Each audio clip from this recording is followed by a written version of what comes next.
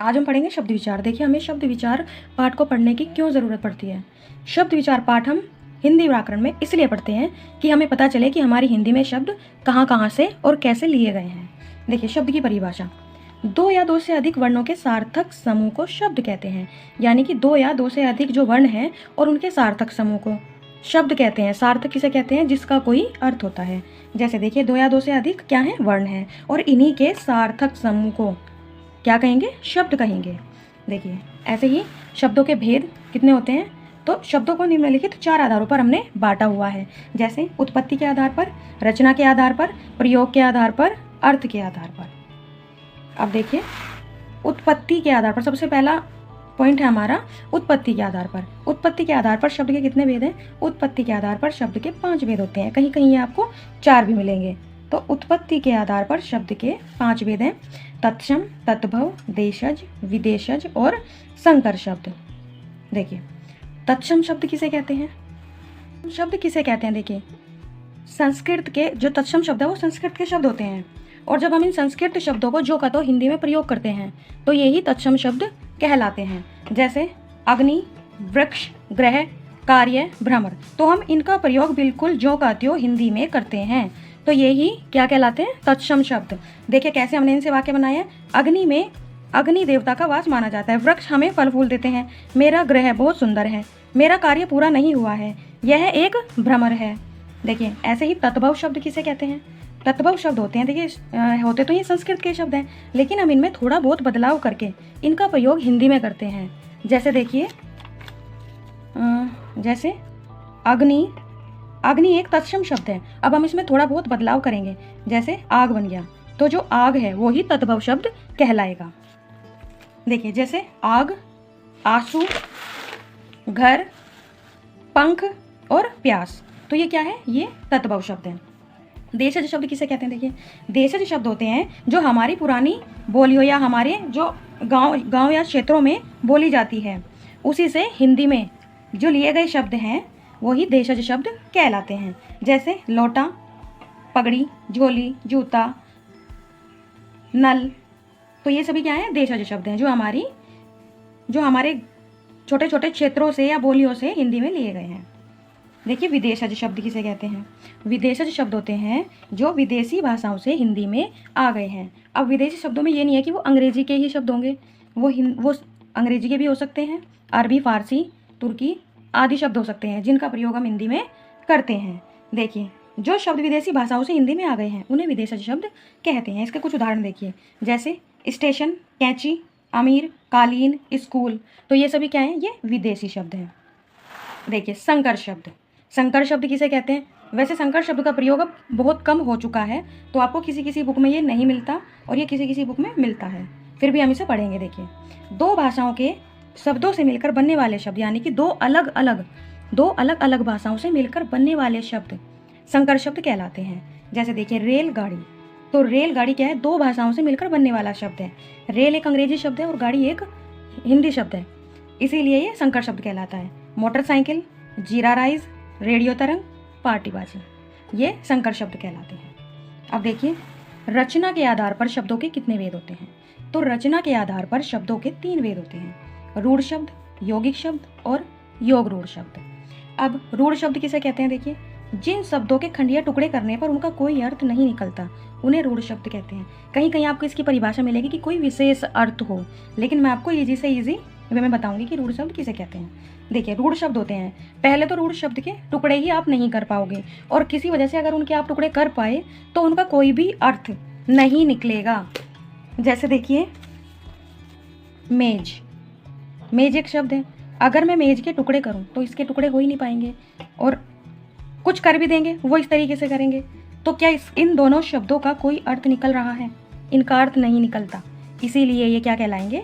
रूढ़ शब्द कहलाते हैं, क्योंकि इनके खंड करने पर इनके कोई भी शब्द के अर्थ नहीं निकलता, इसीलिए रूढ़ शब्द कहलाते हैं। कुछ उदाहरण देखिए। जैसे मेज, घोड़ा, घर, आदमी, कपड़े, तो ये सभी क्या है? रूढ़ शब्द हैं। आप देखिए, यौगिक शब्द किसे कहते हैं? जो शब्द दो या दो से अधिक शब्दों के योग से बने हों, यानी कि यौगिक शब्द क्या कहलाते हैं? ये हमेशा दो या दो से अधिक शब्दों के मेल से ही बनते हैं। और इनके टुकड़े करने पर इन दोनों शब्दों का कोई ना कोई अर्थ जरूर होता है, इसीलिए ये यौगिक शब्द कहलाते हैं। उदाहरण देखिए, जैसे सहपाठी, विद्यालय, हिमालय, गाड़ी वाला, पुस्तकालय।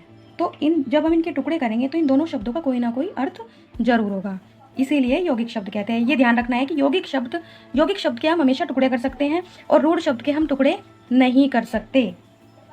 अब देखिए, योग रूढ़ किसे कहते हैं?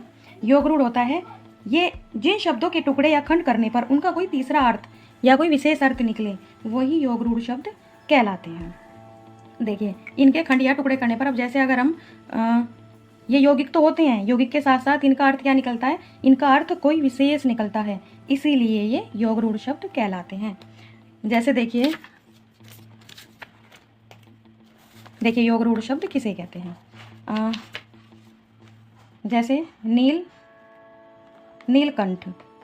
तो नीलकंठ में दो शब्द हैं, नील मीन्स नीला, कंठ मीन्स गला। अब नीला गला, लेकिन नीला गला किसका होता है? भगवान शिव का।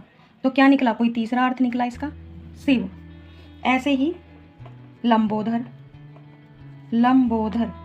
मतलब देखो, लंबा उदर, यानी कि लंबे पेट वाला। अब लंबे पेट वाला कौन है? अनुमान लगाना पड़ेगा हमें। तो लंबे पेट वाला कौन है? गणेश जी, नहीं तो लंबोदर कहते हैं। तो यही योग रूढ़ कहलाता है। अब योग रूढ़ में देखिए उदाहरण कुछ शब्दों के, चंद्रशेखर, दशानन, नीलकंठ, गजानन। अब देखिए, अर्थ के आधार पर शब्द के कितने भेद होते हैं? तो अर्थ के आधार पर शब्द के दो भेद होते हैं, सार्थक शब्द और निरर्थक शब्द।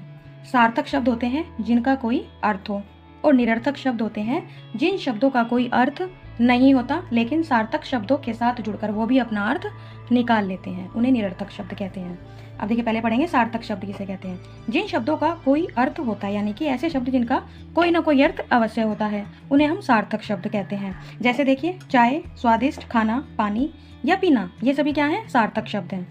ऐसे ही देखिए, निरर्थक शब्द किसे कहते हैं? जिन शब्दों का कोई अर्थ नहीं होता, उन्हें निरर्थक शब्द कहते हैं।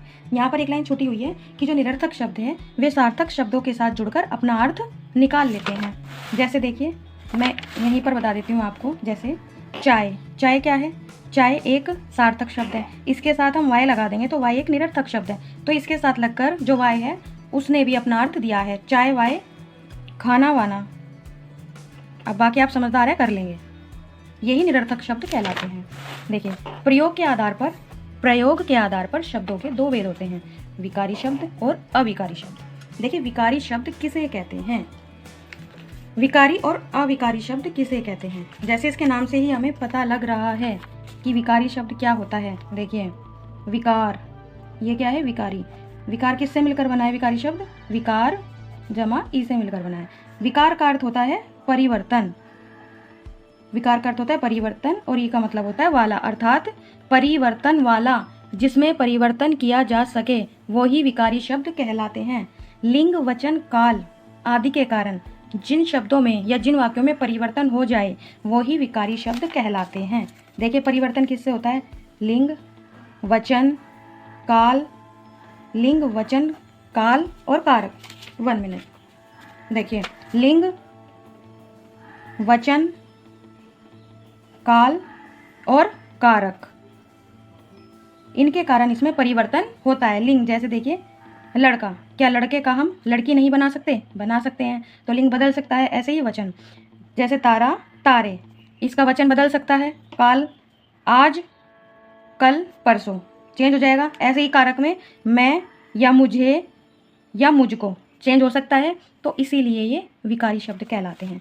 देखिए, जैसे पुस्तक, लड़के, वह, मेरा, मैं, ये सभी ऐसे शब्द, ऐसे विकारी शब्द हैं कि जिनका अर्थ बदल सकता है।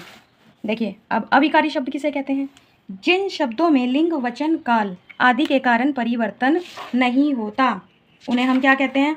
अविकारी शब्द। तो जिन शब्दों में लिंग, वचन, जैसे देखिए, मैं आपको एक वाक्य बना कर दिखाती हूँ। जैसे, राधा सो रही थी, इसलिए वह बाजार नहीं गई। अब आप इस वाक्य में ये देखिए कि क्या चेंज हो सकता है और क्या नहीं चेंज हो सकता। जैसे राधा, राधा क्या है? एक संज्ञा है। सो रही है, ये क्या है? एक क्रिया है। वह सर्वनाम है। बाजार संज्ञा है। नहीं गई, ये क्या है? ये भी क्रिया है। तो क्या बचा? इसलिए। तो इसलिए क्या है? इसलिए अविकारी शब्द है। तो यह लिंग वचन काल कारक आप कोई सा भी लगा लीजिए, इसलिए नहीं बदलेगा। बाकी ये सारे क्रिया वगैरह सब बदल जाएंगे, लेकिन इसलिए नहीं बदलेगा, इसलिए ये अविकारी शब्द कहलाते हैं। देखिए कुछ उदाहरण देखिए, जैसे से पहले, के साथ, आसपास, के अंदर, के पीछे, ये कुछ अविकारी शब्द के उदाहरण हैं।